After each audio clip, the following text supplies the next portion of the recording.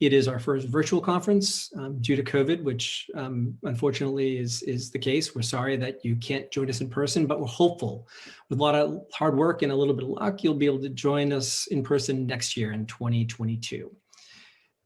It's unfortunate that we're not able to do this in person, but it is great that internet technology has allowed us to do this, which we would not have been able to do in 2005 when we first created this conference. In fact, we actually streamed the first ever State of the Net conference in 2005 on Real Networks video player. I doubt anybody remembers what that is, but that was the technology of the day.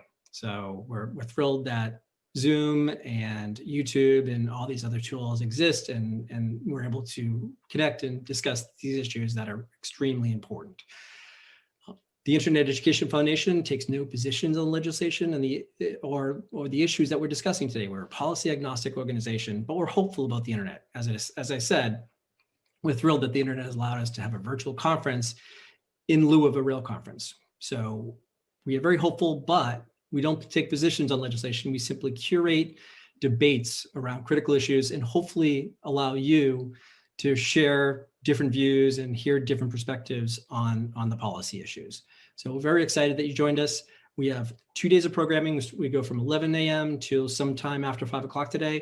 And we'll pick up tomorrow, Wednesday at 11 a.m. and go through until the early evening. And the links to your schedule are on the agenda that we sent out.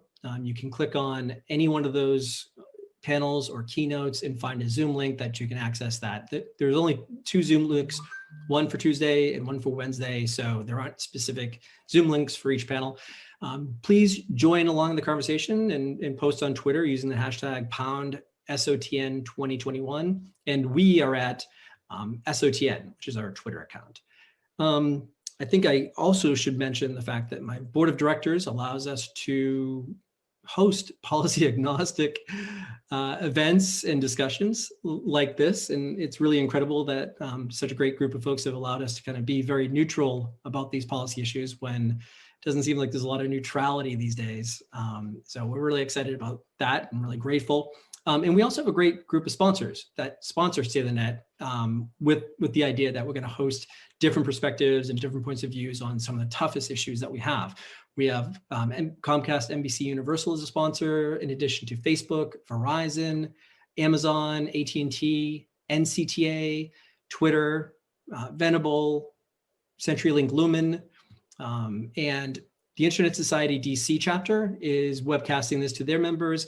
And we have a great outside group called Glen Echo Group that's helping us with communications, media relations, and overall promotion. And Glen Echo is great if you ever get a chance to hire them.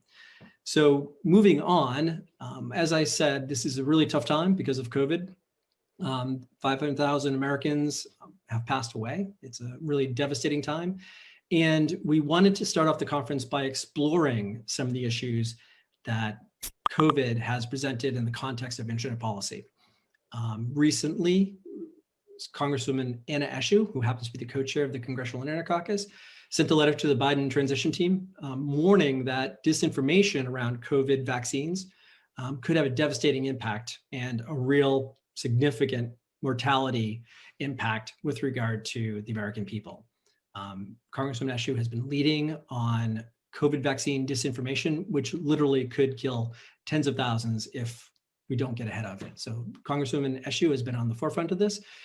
She will be our opening keynote speaker, and she'll be followed by an amazing group of researchers and other experts talking about COVID disinformation with regard to the vaccine and how we can get ahead of it. Because when it comes to disinformation, as we found, it's very hard to unscramble the eggs, or for that matter, put the genie back in the bottle.